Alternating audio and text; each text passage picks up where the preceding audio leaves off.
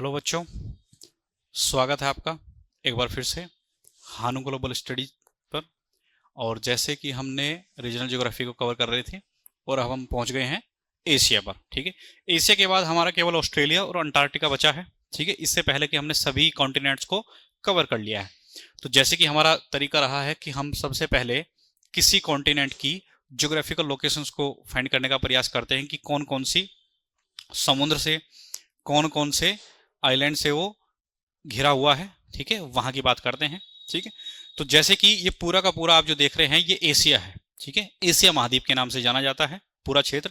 इसकी आउटलाइन आप देख सकते हैं। मैंने जब आपको यूरोप पढ़ाया था तो मैंने वहां पर कहा था कि एशिया महाद्वीप जो है वो यूरोप में भी है और एशिया में है, तो इसको यूरेशिया के नाम से भी जाना जाता है। किस नाम से जाना जाता है? यूरेशिया के नाम से जाना जाता है। आज हम देखेंगे, जैसे हमने कहा था कि एशिया महाद्वीप जो है वो विश्व का सबसे बड़ा महाद्वीप है। कैसा महाद्वीप है? विश्व का सबसे बड़ा महाद्वीप है। ये क्रम जो है वो हमने आपको पहले ही बता दिया था। आज हम बात करेंगे इसकी ज्योग्राफिकल लोकेशन की। जब हम एशिया महाद्वीप को देखते हैं तो इसके उत्तर में उत्तरी महासागर है। ठीक है, और जब हम इसके पूर्व की ओर बात करते हैं तो इसकी पूर्व की ओर कौन सा है? पैसिफिक ओशन है, प्रशांत महासागर। और जब हम इसके दक्षिण की ओर बात करते हैं तो दक्षिण में कौन सा है? हिंद महासागर। और इसके जब पश्चिम की बात करते हैं तो यहाँ पर भूमध्य सागर, लाल सागर से ये पूरा हुआ लगा हुआ क्षेत्र है। ठीक है जी, इसकी हम बात करेंगे। और साथ ही हम बात करेंगे जो ये पूरा का पूरा एशिया महाद्वीप है। आपने 0 डिग्री के बारे में देखा होगा। जो ये रेखा है, ये आप जो देख रहे हैं ये 0 डिग्री है, मतलब 0 डिग्री भूमध्य रेखा। ठीक है जी, आपको याद होगा कि जब हमने स्टार्टिंग की थी तो हमने आपको बताया था कि 0 डिग्री पूरे ग्लोब को, पूरे गोलार्ध को 2 भागों में बांटती है, उत्तरी और दक्षिणी।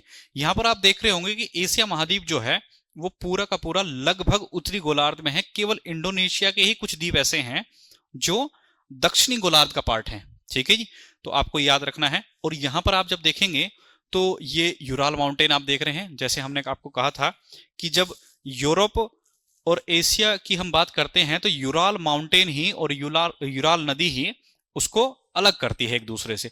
यहां पर आप कैस्पियन सागर देख रहे हैं, यहां पर आप काला सागर देख रहे हैं। यहां पर मैंने आपको 2 जल संधियां पढ़ाई थी, बास्फोरस जल संधि और दार्दनेस जल संधि। इन दोनों को इससे अलग करती है तुर्की। ये मध्य एशिया के नाम से, ये जो क्षेत्र आप देख रहे हैं ये मध्य एशिया के नाम से जाना जाता है। ये एशिया है पूरा, ये मध्य एशिया है और इसको दक्षिण पूर्वी एशिया के नाम से भी जाना जाता है। ठीक है जी, तो ये सब क्षेत्र है। यहां पर आप देख रहे हैं मैंने आपको सिनाई जल संधि पढ़ाई थी। ठीक है, सिनाई स्थल जल संधि। तो वहां पर मैंने आपको कहा था कि ये जो क्षेत्र है ये एशिया को अफ्रीका से अलग करता है। ठीक है, और यहां पर जब हम बात करते हैं तो ये पूरा क्षेत्र जो है ये पूरा का पूरा एशिया का पार्ट है। यहां पर जब आप बात करते हैं जापान की, तो जापान की जब हम बात करेंगे तो यहां पर बहुत सारे द्वीप आपको मिलेंगे, होक्काइडो, होसो, शिकोको, क्यूशु और रियोकू। ये सभी आइलैंड्स आपके पेपर में आ चुके हैं। उन्होंने इसका क्रम भी पूछा हुआ है कि बताइए इनका क्रम क्या है उत्तर से दक्षिण की ओर। और यहाँ पर कामचटका प्रायद्वीप जो देख रहे हैं आप, ठीक है जी, इसके ऊपर ही आपको यहीं पर ही एक ये जो आप क्षेत्र देख रहे हैं ये जो क्षेत्र है सखाली, ये जो आप देख रहे हैं यहाँ पर सखालिन द्वीप का क्षेत्र है। कौन सा द्वीप है? सखालिन द्वीप। यहाँ की हम जल संधियों की बात करेंगे। ठीक है, जैसे जब मैंने आपको उत्तरी अमेरिका पढ़ाया था तो वहां पर मैंने आपको कहा था कि उत्तरी अमेरिका में जो एशिया को अलग करता है वो यहां पर एक जल संधि है जिसको हम बोलते हैं बेरिंग जल संधि। कौन सी जल संधि? बेरिंग जल संधि। वो आप यहां पर देख रहे हैं जो उत्तरी महासागर को प्रशांत महासागर से अलग करती है और किसको जोड़ती है, और एशिया को उत्तरी अमेरिका से जोड़ती है। ठीक है जी, तो इसी के बारे में हमें सभी लिखना है। आपको पता होना चाहिए कि एशिया जो है विश्व का सबसे बड़ा महाद्वीप है और एशिया में ही विश्व की सबसे ज्यादा जनसंख्या निवास करती है।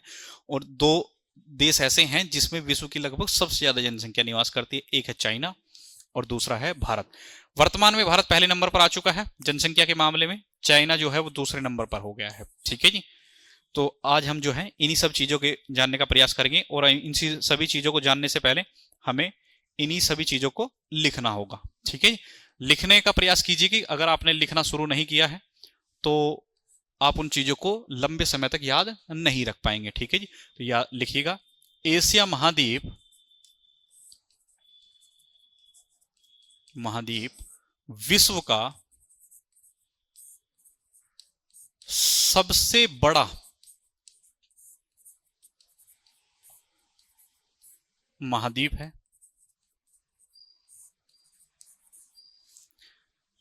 जहां विश्व की सबसे ज्यादा जनसंख्या निवास करती है, जहां विश्व की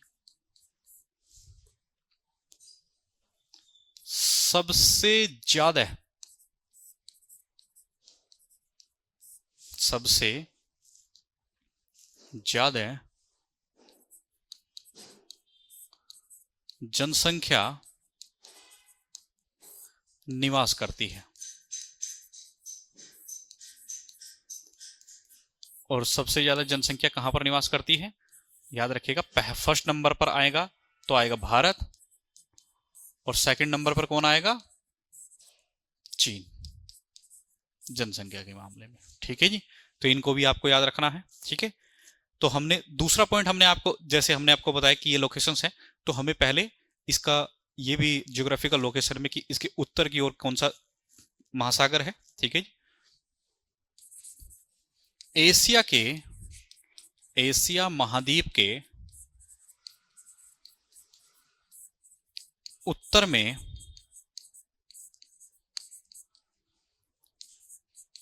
उत्तरी महासागर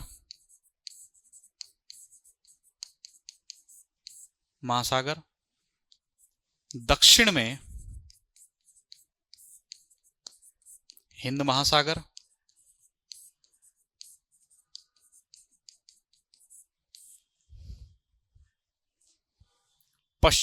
पूर्व में प्रशांत महासागर, जो विश्व का सबसे बड़ा महासागर है, प्रशांत महासागर, और पश्चिम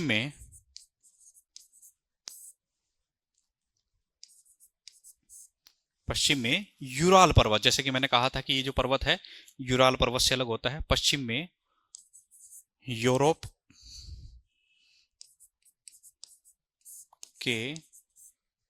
का यूराल पर्वत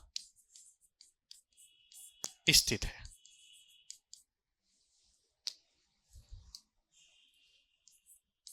ठीक है जी, स्थित है। हालांकि मैंने आपको अभी बताया था कि इसके पश्चिम में, इसके जब पश्चिम की हम बात करते हैं तो यहाँ पर कैस्पियन सागर है। ठीक है जी, यहाँ पर ब्लैक सी है, बास्फोरस जल संधि, दार्दनेस जल संधि और सिनाई स्थल जल संधि, ये सभी जल संधियां यहाँ पर स्थित हैं। इनके बारे में भी आपको याद रखना चाहिए, क्योंकि ये मैंने जो है ये यूरोप में जब मैंने आपको पढ़ाया था तो यूरोप में भी मैंने आपको बहुत सारी विशेषताएं इनकी बताई थी। तो मैं उम्मीद करता हूं कि आप लोगों ने ये सभी चीजें जो विशेषताएं हैं ये याद कर ली होंगी। और जैसे कि मैंने कहा था कि इसका जो क्षेत्र है एशिया महाद्वीप का लगभग क्षेत्र उत्तरी गोलार्ध में है, लेकिन इंडोनेशिया के कुछ द्वीप जो हैं वो कहां पर हैं, दक्षिणी गोलार्ध में है। तो आप ये वाला पॉइंट भी लिख लीजिएगा, एशिया महाद्वीप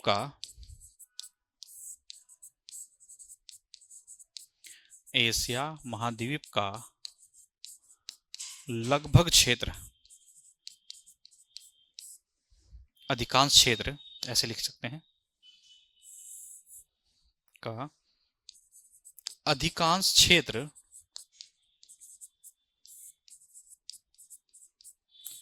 उत्तरी गोलार्ध में स्थित है। कहां पर स्थित है, उत्तरी गोलार्ध में स्थित है।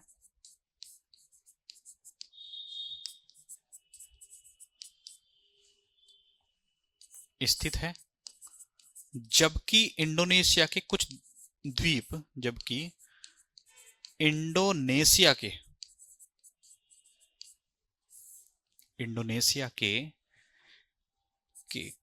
कुछ द्वीप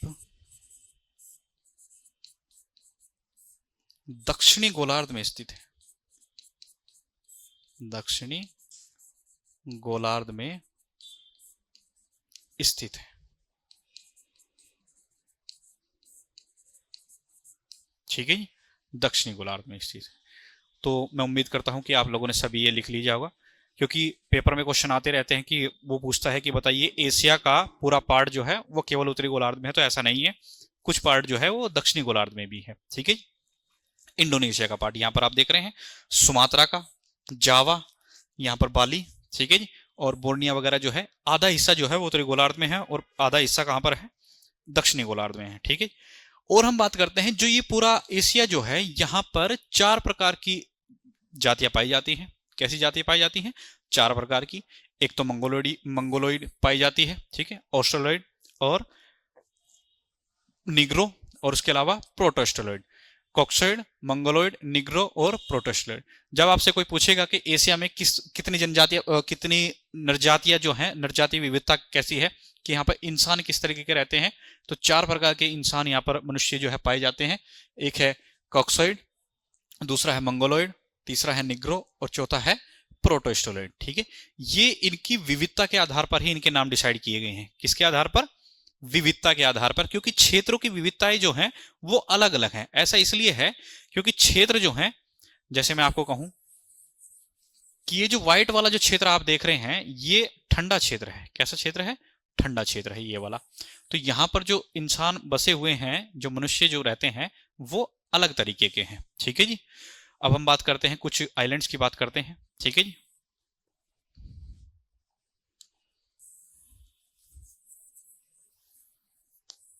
कौन कौन से आइलैंड कहां पर है। जैसे मैंने जापान के बारे में आपको बताया था। ठीक है, तो सबसे पहले हम कोशिश करेंगे, पहले हम इसके बारे में लिख लेते हैं, बेरिंग जल संधि के बारे में, कि एशिया को उत्तरी अमेरिका से अलग करती है जी। ठीक है जी, किसको अलग करती है? एशिया को उत्तरी अमेरिका से अलग करती है बेरिंग जल संधि। अन्यथा हमने जल संधियां तो हमें लिखनी ही है, वहीं पर भी हम प्रयास करेंगे, वहीं पर लिख लेंगे। ठीक है जी, हम सबसे पहले जापान के बारे में लिख लेते हैं कि जापान में कौन कौन से आइलैंड है। ठीक है जी,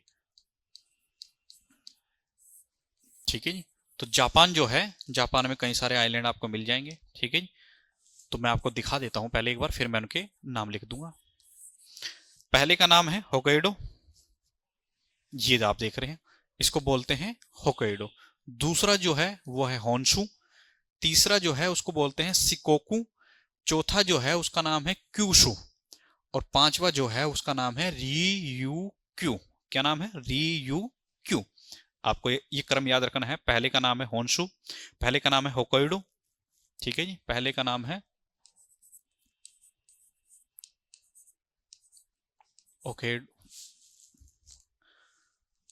होकाइडो, दूसरे का नाम है होन्शु,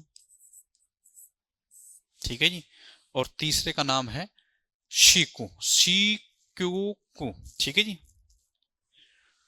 शिकोकू, ठीक है जी, शिकोकू। चौथे का नाम है क्यूसू, और पांचवे का नाम है री यू क्यू। ठीक है जी, पांचवे का नाम क्या है? री यू क्यू। ये क्रम जरूर याद रखिएगा, ये क्रम आपके पेपर में आया हुआ है। ठीक है जी, आप चाहें तो इसकी कोई ट्रिक बना सकते हैं, जैसे एच एच एस के आर, एच एच एस के आर। ठीक है जी, एच एच एस के आर, तो होकाइडो, होन्शो, शिकोकू, क्यूशु, रियोको। ठीक है जी, ये ट्रिक याद रखिएगा। इसका उत्तर से दक्षिण की ओर क्रम है। ठीक है जी, ये जो क्रम आपको लिखाया गया है, ये उत्तर से दक्षिण की ओर क्रम है।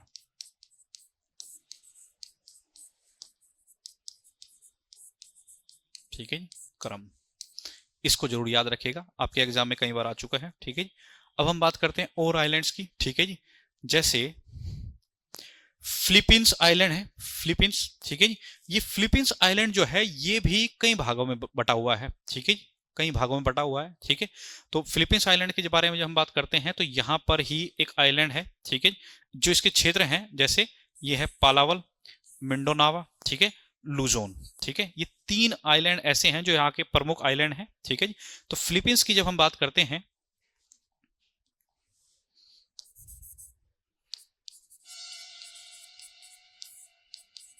फिलीपींस की जब हम बात करते हैं, तो फिलीपींस में पहले मैंने आपको बताया पालावल, लुजोन,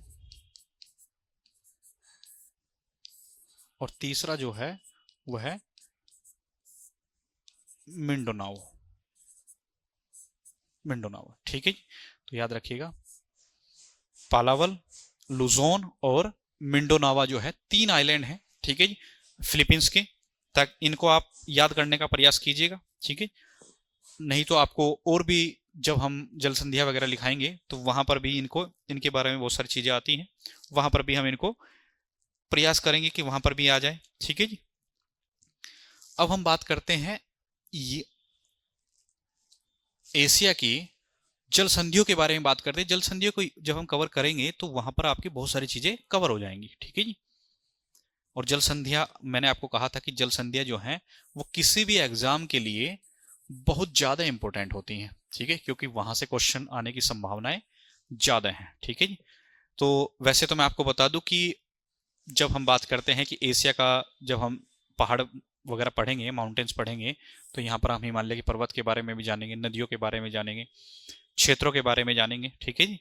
उसमें आपको बहुत सारी विशेषताएं लिखाते रहेंगे, क्योंकि जैसे मैं आपको बताऊं कि एशिया वो क्षेत्र है जहां पर विश्व की सबसे गहरी झील पाई जाती है, बैकाल झील, मैंने आपको पीछे भी लिखाया होगा, ठीक है। विश्व की सबसे ऊंची पर्वत श्रृंखला माउंट एवरेस्ट, ये भी यहीं पर पाई जाती है, ठीक है। विश्व की सबसे खारी झील जिसको हम तुर्की बोलते हैं, ठीक है जी, तुर्की की झील वान झील जो है वो सबसे गहरी झील है, ठीक है जी, सलाइन वाटर वाली, ये सब भी यहीं पर पढ़ेंगे हम, ठीक है। लेकिन आज हम स्टार्ट करेंगे जल संधियों से। किससे स्टार्ट करेंगे? जल संधियों से। तो हेडिंग डाल लीजिए, एशिया की जल संधियां।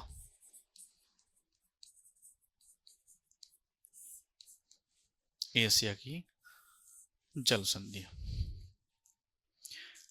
तो जब हम जल संधियां पढ़ते हैं तो हम कोशिश करेंगे कि हम यहां से कोशिश करते हैं, क्योंकि हमने लास्ट टाइम जो है वो यहीं पर ही छोड़ा था, इधर छोड़ा था, तो हम यहां से शुरू करते हुए ऐसे इधर से ऐसे निकलते हुए, ठीक है, ऊपर की ओर जाएंगे और यहां तक अंतिम रूप से इसको कवर कर लेंगे, ठीक है जी। यही हमारा क्रम रहेगा, ताकि आपके पेपर में यहीं से ही क्वेश्चन, मतलब कि अगर आपके क्रम में आप पढ़ते हैं चीजों को तो क्रम से ही क्वेश्चन बन जाए, ठीक है जी, ठीक है जी। तो सबसे पहली जो जल संधि है, ये जो आप देख रहे हैं यहां पर लाल सागर से, ठीक है, लाल सागर को अदन की खाड़ी से जोड़ने वाली जल संधि, लाल सागर को किससे जोड़ रही है? अदन की खाड़ी से जोड़ती है, उसका नाम है बाब अल मंदेब जल संधि। कौन सी जल संधि है? बाब अल मंदेब जल संधि। ये जल संधि जो है लाल सागर को किससे जोड़ रही है? अदन की खाड़ी से जोड़ती है, और साथ ही साथ ये जो जल संधि है यमन को, ये जो यमन वाला जो क्षेत्र देख रहे हैं, यहां पर जो क्षेत्र है अफ्रीका का, उसका नाम है जिबूती। क्या नाम है? जिबूती। तो मैंने जैसे कि आपको कहा था कि जल संधियां 2 समुद्रों को आपस में जोड़ रही होती हैं और 2 स्थल क्षेत्रों को आपस में अलग कर रही होती हैं, ठीक है। तो पहली जो जल संधि है उसका नाम है बाब अल मंदेब जल संधि। किसी भी जल संधि की केवल 2 ही विशेषताएं होती हैं कि किस क्षेत्र को अलग करती है, ठीक है, और किस क्षेत्र को जोड़ती है। तो कौन से क्षेत्र को जोड़ती है? लाल सागर को अदन की खाड़ी से जोड़ती है, खाड़ी से जोड़ती है, ठीक है जी। और किसको किससे अलग करती है? यमन को जिबूती से अलग करती है, मतलब जो जिबूती है वो अफ्रीका का पार्ट है, ठीक है जी, अफ्रीका से अलग करती है, ठीक है जी, तो याद रखिएगा। नेक्स्ट हम बात करते हैं दूसरी जल संधि की। ये जल संधि जो आप देख रहे हैं ये वाली, ठीक है जी, ये जल संधि जो आप देख रहे हैं इसका नाम है होर्मुज जल संधि। क्या नाम है? होर्मुज जल संधि। ये पर्शिया की खाड़ी आप देख रहे होंगे, यहां पर आप अरब सागर देख रहे होंगे, पर्शिया की खाड़ी को अरब सागर से जोड़ने वाली जो खाड़ी है, जो जल संधि है, उसको बोलते हैं होर्मुज जल संधि। कौन सी जल संधि बोलते हैं? होर्मुज जल संधि। तो ये आसान है। वैसे मैं आपको बताऊं, जो अरब सागर है यहीं पर, ये जो आप खाड़ी देख रहे हैं इसको बोलते हैं ओमान की खाड़ी। कौन सी खाड़ी बोलते हैं? ओमान की खाड़ी। तो आप ऐसे भी कह सकते हैं कि फारस की खाड़ी को किससे जोड़ रही है? ओमान की खाड़ी से जोड़ रही है। और साथ ही साथ ये जो ओमान आप देख रहे हैं, ओमान, ठीक है जी, इस ओमान को किससे अलग कर रही है? ईरान से अलग कर रही है। किससे अलग कर रही है? ईरान से अलग कर रही है। तो आप इसको, ये जो है होर्मुज जल संधि है, ऊपर ईरान का पार्ट है, नीचे ओमान का, ऊपर ईरान का पार्ट है, नीचे ओमान का पार्ट है, इधर फारस की खाड़ी है और इधर ओमान की खाड़ी है, क्योंकि ओमान का क्षेत्र ज्यादा है। ठीक है। तो आपको दूसरी जल संधि जो लिखनी है वो है होर्मुज जल संधि। ठीक है जी। किसको किससे जोड़ती है? फारस की खाड़ी को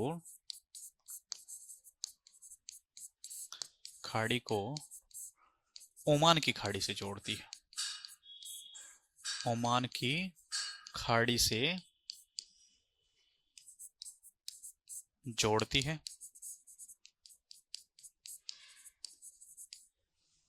ठीक है जी। और साथ ही ओमान को ईरान से अलग करती है। किससे अलग करती है? ईरान से। ईरान से अलग करती है।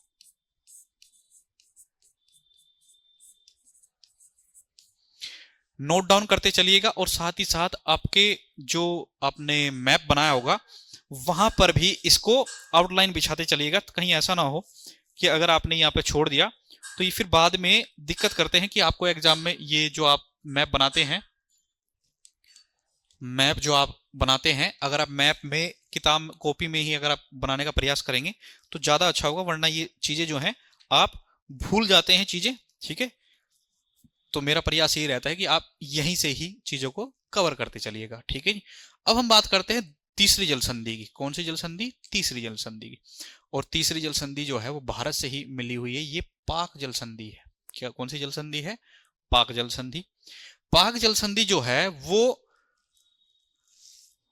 श्रीलंका को किससे अलग करती है? तमिलनाडु से अलग करती है। किससे अलग करती है श्रीलंका को? तमिलनाडु से अलग करती है। और साथ ही साथ जो ये जो क्षेत्र है, मन्नार की खाड़ी को पाक की खाड़ी से जोड़ देती है। किसको जोड़ देती है? मन्नार की खाड़ी को पाक की खाड़ी से जोड़ती है। तो आपको इसमें याद रखना है कि जो पाक जल संधि है, पाक जल संधि कौन सी जल संधि है? पाक जल संधि। पाक का मतलब यहां पर पाकिस्तान से नहीं है, ये बात याद रखिएगा। पाक जल संधि। ठीक है जी। तो जल संधि जो है किसको किससे जोड़ती है? किसको अलग करती है? पहली बात तो लिखिएगा, जोड़ती किससे है? मन्नार की खाड़ी को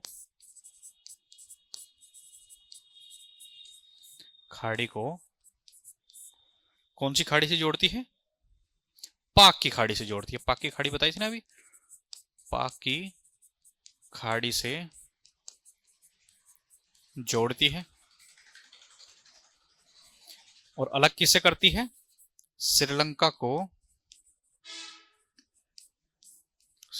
को भारत के तमिलनाडु से अलग करती है। भारत के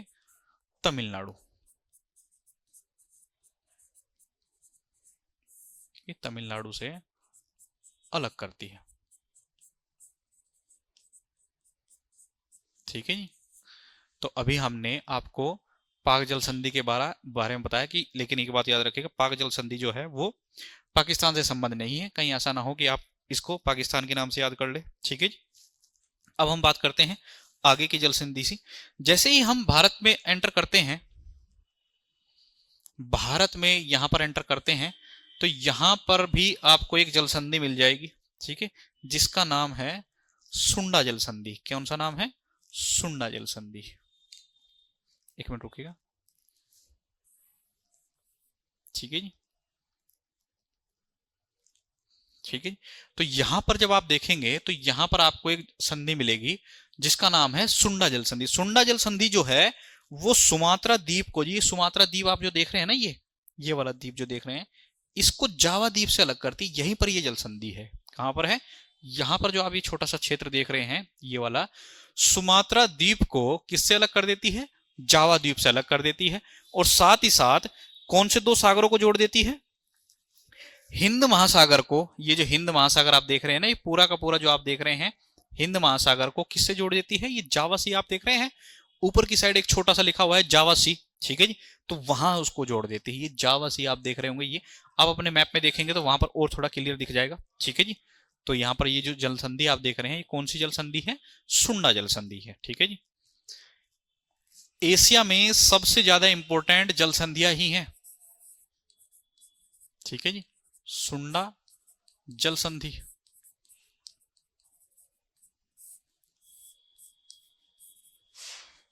किसको किससे अलग करती है?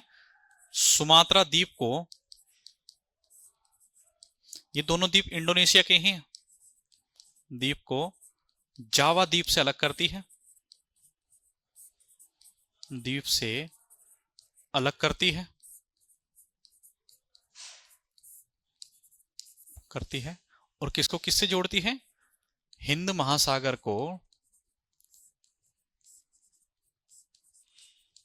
हिंद महासागर को जावा सागर से जोड़ती है। कौन से सागर से जोड़ती है? जाकर जावा सागर से जोड़ती है,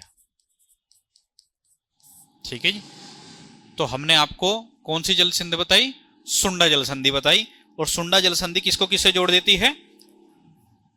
सुमात्रा द्वीप को किससे जोड़ देती है? जावा द्वीप से जोड़ देती है। इसी के साथ सुमात्रा के साथ ही एक जल संधि लगी हुई है जिसका नाम है मलक्का जल संधि। कौन सी जल संधि है? मलक्का जल संधि। यहीं पर बिल्कुल सेम इसी के पास में है, ठीक है जी। तो आप ये जो क्षेत्र देख रहे हैं यहां पर, ठीक है जी, मैप में एक बार देखिएगा, ठीक है जी। यहां पर आप जो क्षेत्र देख रहे हैं सुमात्रा को, ये जो क्षेत्र आप देख रहे हैं, ठीक है जी, सुमात्रा के बीच और मलेशिया के बीच जो आप क्षेत्र देख रहे हैं, वहीं पर एक जल संधि बनी हुई है जिसका नाम है मलक्का जल संधि। ये जो जल संधि है, ये सुमात्रा को मलेशिया से तो अलग करता है। किसको अलग करता है? सुमात्रा को मलेशिया से अलग करता है। लेकिन जैसे ही आप इधर देखेंगे कि ये जो सागर है, ये सागर है अंडमान सागर। कौन सा सागर है? अंडमान सागर। इस सागर को जोड़ देता है साउथ चाइना सी से। ये जो पूरा सागर आप देख रहे हैं, ये सागर जो है ये साउथ चाइना सी का है, ये आप देख रहे हैं ना, ये पूरा का पूरा। तो अंडमान सागर को किससे जोड़ रहा है? साउथ चाइना सी से। जल संधि कौन सी है? मलक्का जल संधि। यहां पर थोड़ा सा ध्यान देने की बात यह है, क्योंकि ये बहुत छोटा छोटा क्षेत्र है आपके मैप में। मेरा प्रयास ये है कि आप लोग यहां इस मैप को थोड़ा सा अपने कॉपी में और बड़ा कर कर बनाएं इसी क्षेत्र को लेकर, ताकि आपकी जो जल संधियां हैं, क्योंकि यहां पर ऊपर की साइड भी और जल संधियां आएंगी, ताकि आप उसमें कंफ्यूज ना हो, ठीक है जी। तो तीसरी जो हमारी पांचवी जो जल संधि है उसका नाम है मलक्का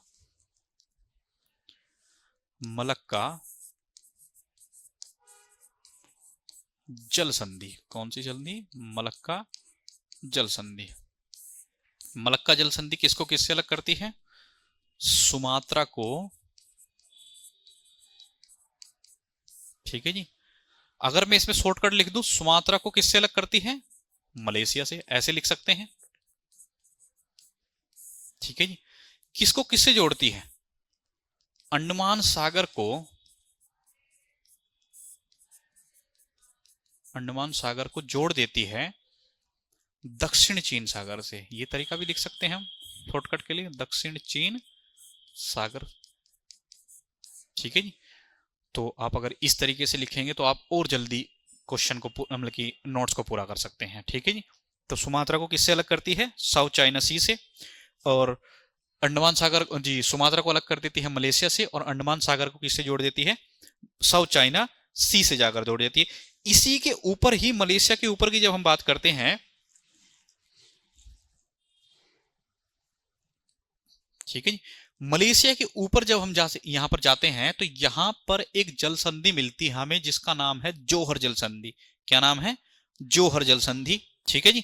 और यही जोहर जल संधि जो है, ये जोहर जल संधि जो है, यहां पर सिंगापुर है कहीं पर, ये राजी, हाँ मिल गया, ठीक है जी। तो ये जो आप जो क्षेत्र देख रहे हैं, ठीक है जी,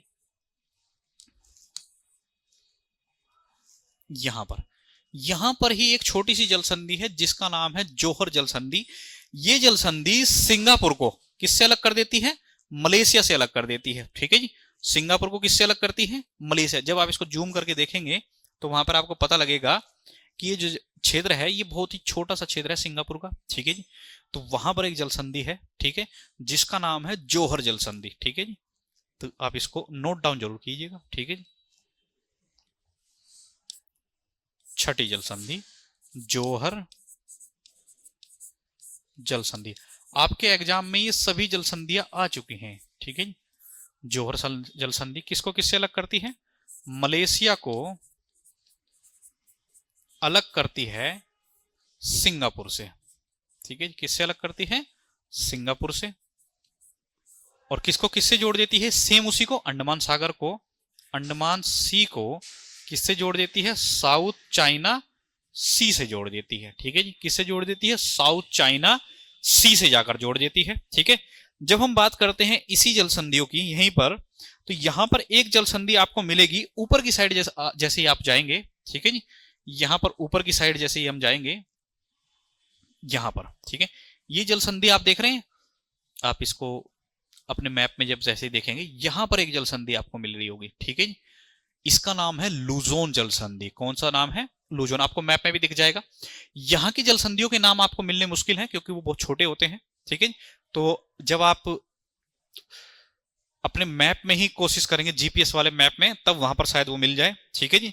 तो वहां पर जब आप जैसे ही आप देखेंगे तो ये जो जल संधि है, ये जल संधि यहां पर लुजोन जल संधि जो है ये फिलीपींस को किससे अलग कर रही है? ताइवान से अलग कर रही है। किससे अलग कर रही है? फिलीपींस को ताइवान से अलग करती है। और यहीं पर जो ये सागर है जिसको हम बोल रहे हैं साउथ चाइना सी, दक्षिण चीन सागर, दक्षिण चीन सागर को यहां से इधर जोड़ देती है प्रशांत महासागर से। कहां जोड़ देती है? प्रशांत महासागर। तो आपको याद रखना है कि लुजोन जल संधि जो है वो फिलीपींस को किससे अलग करती है? ताइवान से अलग कर देती है, फिलीपींस को ताइवान, ठीक है जी। और ये फिलीपींस का भी यहां पर जो द्वीप है, इस द्वीप का नाम है लुजोन द्वीप, ठीक है जी। क्योंकि मैंने अभी आपको लिखाया था ना, पालावल, लुजोन और मिंडोनावा, ठीक है। ये जो द्वीप है इसका नाम है लुजोन, ठीक है। और ऊपर क्या क्षेत्र है? ताइवान। तो इसको आप लिख लीजिएगा।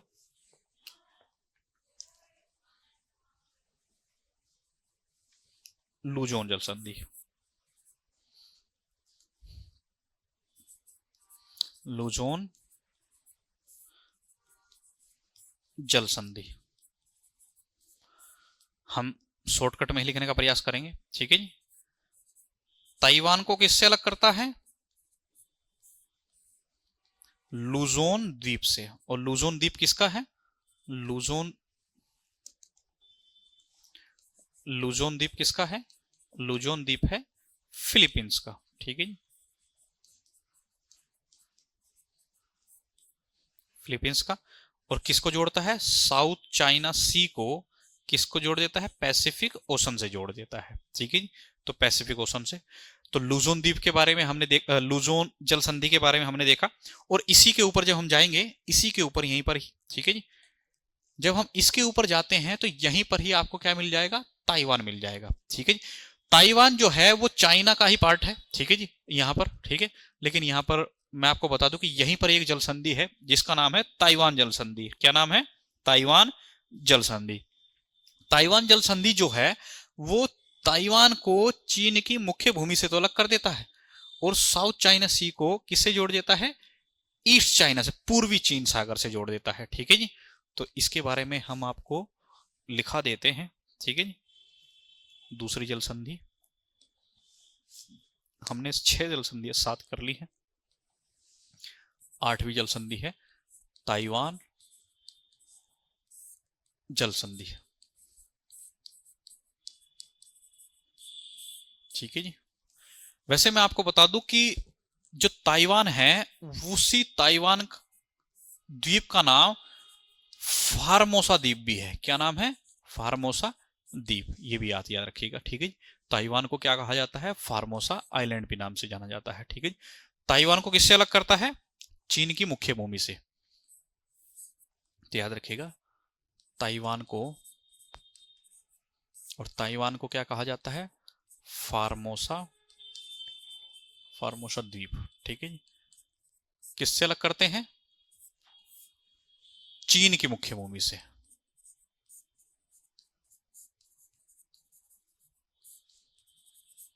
भूमि से अलग करता है। और किसको किससे जोड़ता है? दक्षिण चीन सागर को,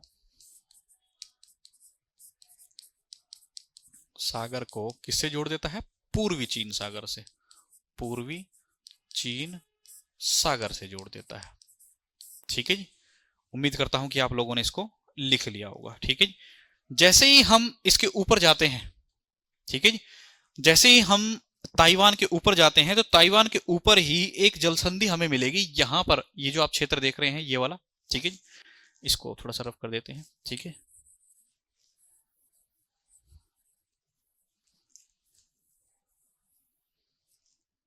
ठीक है जी। जैसे ही हम ताइवान से ऊपर की ओर जाते हैं, आपने यहां पर ये ईस्ट चाइना सी, येलो सी वगैरह देख रहे हैं आप। ठीक है, यहां पर एक जलसंधि है, इसका नाम है कोरिया जलसंधि। कौन सा नाम है? कोरिया जलसंधि। और ये जो आप क्षेत्र देख रहे हैं, ये जलसंधि है यहां पर। ये कोरिया द्वीप आप देख रहे हैं, ये पूरा का पूरा कोरिया द्वीप ही है, जिस पर नॉर्थ कोरिया और साउथ कोरिया बसा हुआ है। ठीक है, इस द्वीप पर ही, इस द्वीप के बीच में, और ये जो क्यूशू द्वीप है, क्या कौन सा द्वीप है? अभी मैंने आपको एक द्वीपों के नाम लिखाए थे जापान के, होकोइडो, होशो, शिको, किशो और रियोको। ठीक है जी। तो क्यूशो द्वीप और कोरिया प्रायद्वीप के बीच ये जलसंधि है। ठीक है जी, जिसका नाम है कोरिया जलसंधि। ठीक है जी, कोरिया। और ये कोरिया प्रायद्वीप है। कोई भी प्रायद्वीप तभी कहलाता है जो वो तीन ओर से जल से घिरा हुआ होता है। ठीक है जी। तो कोरिया जलसंधि जो है, कोरिया जलसंधि, यह जलसंधि कोरिया द्वीप को क्यूशू द्वीप से अलग कर देती है। कौन से द्वीप से अलग करती है? क्यूशू द्वीप से अलग करती है। लेकिन साथ ही साथ आप देख रहे होंगे, ये जो आप देख रहे हैं ऊपर जापान सागर, सी ऑफ जापान, जिसको हम पूर्वी सी के नाम से भी जानते हैं, इस सागर को नीचे आकर कौन से सागर से जोड़ देती है? पूर्वी चीन सागर से जोड़ देती है, क्योंकि ये पूरी जलसंधि जो है यहीं पर है। ठीक है जी। तो आपसे कोई पूछेगा कोरिया जलसंधि, कोरिया जलसंधि के बारे में बता दीजिएगा कि कोरिया प्रायद्वीप को क्यूशू द्वीप से अलग करती है। किससे अलग करती है? क्यूशू द्वीप से अलग करती है। ठीक है जी। कोरिया जल संधि, वैसे मैं आपको बताऊं कि ये कोरिया से ही याद रह जाएगी आप लोगों के। ठीक है जी, इसमें आपको ज्यादा प्रयास नहीं करना पड़ेगा। ठीक है जी। तो जैसे कि मैंने कहा, कोरिया प्रायद्वीप को, कोरिया प्रायद्वीप को किससे अलग कर रही है? क्यूशू द्वीप से अलग करती है। और क्यूशू द्वीप किसका पार्ट है? जापान का पार्ट है। ठीक है जी। कौन से सागर को दो जोड़ती है? दो सागर जो है, एक है जापान सागर को किससे जोड़ देती है? जापान सागर को ईस्ट चाइना सी से, पूर्वी चीन सागर से, पूर्वी चीन सागर से। और एक बात और याद रखिएगा, ये जो कोरिया जल संधि है, क्या नाम है? कोरिया जल संधि जो है, इसी का एक दूसरा नाम है सुसीमा जल संधि। क्या नाम है? सुसीमा जल संधि। तो आप इसका एक अन्य नाम भी याद रखिएगा, सुसीमा जल संधि।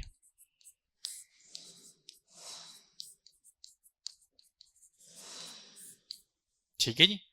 तो आपको एक दो जल संधियां और हैं जिनके नाम इसी तरीके से दो दो नाम हैं। ठीक है जी। तो आप इसके बारे में याद रखिएगा, कोरिया जल संधि को सुसीमा जल संधि के नाम से भी जानते हैं। ठीक है जी। जैसे ही हम ऊपर की ओर जाते हैं, ठीक है जी, जैसे ही हम ऊपर की ओर जाएंगे तो यहां पर हमें एक जलसंधि मिलेगी जिसका नाम है सुगारू जलसंधि। क्या नाम है? सुगारू जलसंधि। ये जो जलसंधि है, ये आप ये वाला क्षेत्र जो देख रहे हैं, जापान के होक्काइडो और होन्शु के बीच में जो जलसंधि है, उस जलसंधि को कहते हैं सुगारू जलसंधि। ठीक है जी। और ये जो जलसंधि है, जापान सागर को किससे जोड़ देती है? यहां पर इधर प्रशांत महासागर से जाकर जोड़ देती है। तो आपको याद रखना है कि सुगारू जलसंधि जो है वो जापान सागर को प्रशांत सागर से जोड़ती है, और साथ ही साथ जापान के होक्काइडो द्वीप को किससे अलग कर देती है? होन्शु द्वीप से अलग कर देती है। ठीक है जी। तो 10वीं जलसंधि जो है, मैंने कहा था आपको कि यहां पर जलसंधियां बहुत ज्यादा हैं। ठीक है जी। तो मैंने आपको कौन सी जलसंधि बताई अभी? क्या नाम था उसका? सोया जल संधि। हाँ जी, सोया जल संधि।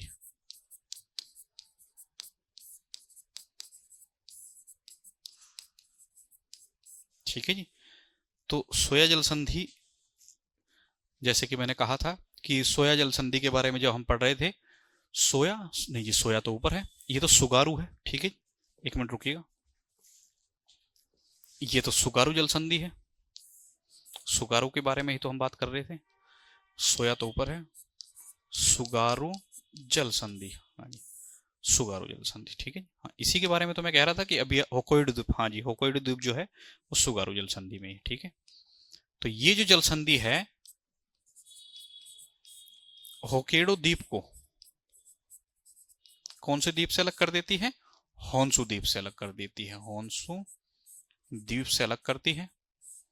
और कौन से सागर को जोड़ देती है? जापान सागर को, जापान सी को पैसिफिक ओशन से, ओशन से जोड़ देती है। ठीक है, इतना ही याद करना है। और जैसे कि मैं बात कर रहा था कि उसके ऊपर जो है वो सोया जल संधि है। ठीक है जी, सोया जल संधि की जब हम बात करते हैं तो आप इस क्षेत्र को देखिएगा, जैसे ही मैंने कहा कि ये ऊपर वाला जो क्षेत्र है। ठीक है जी, ठीक है, सुगारू जल संधि जो है, जैसे ही आप होक्काइडो से ऊपर जाएंगे, कहां जाएंगे? होक्काइडो से ऊपर आप जाएंगे तो वहां पर आपको एक द्वीप मिलेगा जिसका नाम है सखालिन द्वीप, ये वाला द्वीप। ठीक है जी, कौन सा द्वीप है? सखालिन द्वीप, ये जो क्षेत्र आप देख रहे हैं। और नीचे जो देख रहे हैं आप, यहां पर देख रहे हैं होक्काइडो आइलैंड। ठीक है, सखालिन द्वीप जो है वो रशिया का पार्ट है। किसका पार्ट है? और रूस का पार्ट है। लेकिन ये जो क्षेत्र देख रहे हैं होक्काइडो द्वीप, ये पार्ट है जापान का। किसका पार्ट है? जापान का। और यहीं पर इसके ऊपर जो आप देख रहे हैं सागर, उसका नाम है ओखोटस सागर। क्या नाम है? ओखोटस सागर, ओखोटस, ओखोटस सागर। ठीक है, ओखोटस सागर। ठीक है, ये जो सागर आप देख रहे हैं। ठीक है जी, तो अभी हम जिसकी बात कर रहे थे वो जल संधि जो है वो है सोया जल संधि। सोया जल संधि आप देख रहे हैं यहां पर। ठीक है जी, तो ये जो जल संधि है, ये जल संधि सखालिन द्वीप को, कौन से द्वीप को? सखालिन द्वीप को होक्काइडो द्वीप से तो अलग कर देती है। किससे अलग कर देती है? होक्काइडो द्वीप से तो अलग कर देती है, लेकिन ओखोटस सागर को किससे जोड़ देती है? जापान सागर से जोड़ देती है, सी ऑफ जापान से जोड़ती है। तो यहां पर इसकी जल संधि की जब हम बात करते हैं, ठीक है जी, तो हमें एक नए पेज पर, ठीक है जी, सोया जल संधि, कौन सी जल संधि? सोया जल संधि। कितनी हो गई है हमारी? 10, 11। सोया जल संधि। ठीक है जी, तो आपको याद रखना है। ठीक है जी, कौन से? सखालिन द्वीप को किससे अलग कर देती है? होक्काइडो द्वीप से अलग करती है। ठीक है जी, और कौन से सागर को जोड़ देती है? ओखोटस सागर जो है, ओखोटस सागर को किससे जोड़ती है? जापान सागर से जोड़ती है। ठीक है जी, इसमें आपकी 2 जल संधियां और बची हैं। जैसे जैसे ही मैं आपको बता दूं, सोया जल संधि का एक दूसरा नाम लापेरा जल संधि भी है। क्या नाम है? लापेरा जल संधि। इसके बारे में भी आप लिख लीजिएगा। इस दूसरी जल संधि का जो नाम है लापेराज जल संधि। ठीक है जी, लापेराज के नाम से भी जाना जाती है। ठीक है, इसी के ऊपर जब हम बात करते हैं तो एक नई जल संधि है जिसका नाम है तत्तर जल संधि। क्या नाम है? तत्तर जल संधि।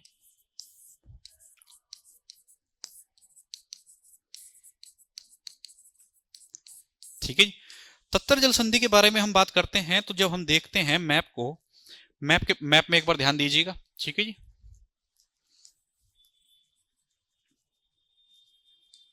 ठीक है, तो आपको यहां पर एक कमचटका प्रायद्वीप दिख रहा होगा। ठीक है जी, कमचटका प्रायद्वीप, सखालिन द्वीप वगैरह दिख रहे होंगे सभी। ठीक है जी, तो ये जो सखालिन द्वीप है, ये जो आप देख रहे हैं, ठीक है, सखालिन द्वीप जो आप देख रहे हैं, ये वाला द्वीप, ठीक है जी, ये वाला जो क्षेत्र आप देख रहे हैं, इसी के बीच में ये जो आप देख रहे हैं, ये क्या देख रहे हैं? ये जो द्वीप जल संधि आप देख रहे हैं, यही जल संधि सखालिन द्वीप को किस द्वीप को? सखालिन द्वीप को रूस की मुख्य भूमि से अलग करती है। ठीक है, कौन सी भूमि से अलग करती है? रूस की मुख्य भूमि से अलग करती है, और जापान सागर को इधर ओखोटस सागर में जोड़ देती है। ठीक है जी, कौन सी? जापान सागर को कहां जोड़ देती है? ओखोटस सागर में जोड़ देती है। तो इसके बारे में, तत्तर जल संधि के बारे में याद रखिएगा। सखालिन द्वीप को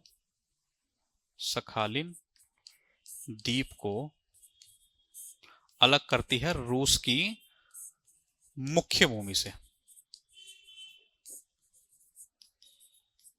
ठीक है जी, और दो सागर यही ओखोटस सागर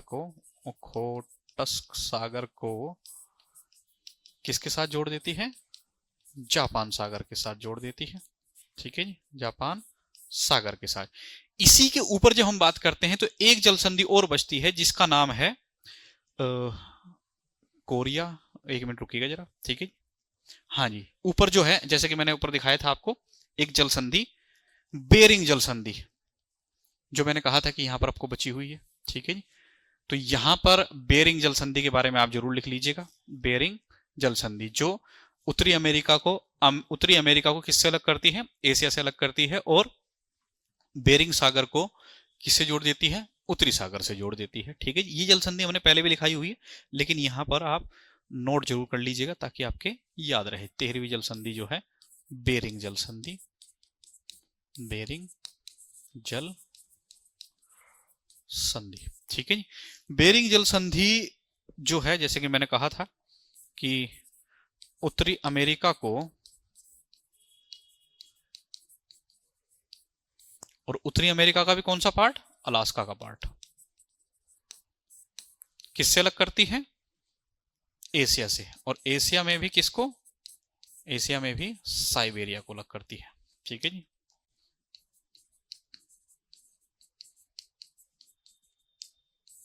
ठीक है जी, और कौन से दो भागों को जोड़ती है? उत्तरी महासागर को कौन से सागर से जोड़ती है? प्रशांत महासागर से जाकर जोड़ती है, प्रशांत महासागर से जोड़ती है। ठीक है जी, तो इसी के साथ जो हमारी जल संधियां जो थी वो सभी समाप्त हो गई। ठीक है जी, और मैं उम्मीद करता हूं कि आपने इनको अच्छे से पढ़ा होगा। ठीक है जी, अच्छे से का मतलब अच्छे से होता है कि आप लोगों ने एक एक जल संधि को नोट डाउन किया होगा। ठीक है जी, और उन सभी के बारे में अच्छे से लिखा होगा। ठीक है जी, तो इसी के साथ हमारी आज की क्लास समाप्त होती है, और कल जब हम मिलेंगे एशिया के पर्वत पहाड़ पठारों के साथ। ठीक है, उसके बाद हम यहाँ के झीलों को कवर करेंगे, नदियों को कवर करेंगे। ठीक है, यहाँ के विशेषताओं को जानेंगे। ठीक है, तो आज के लिए धन्यवाद।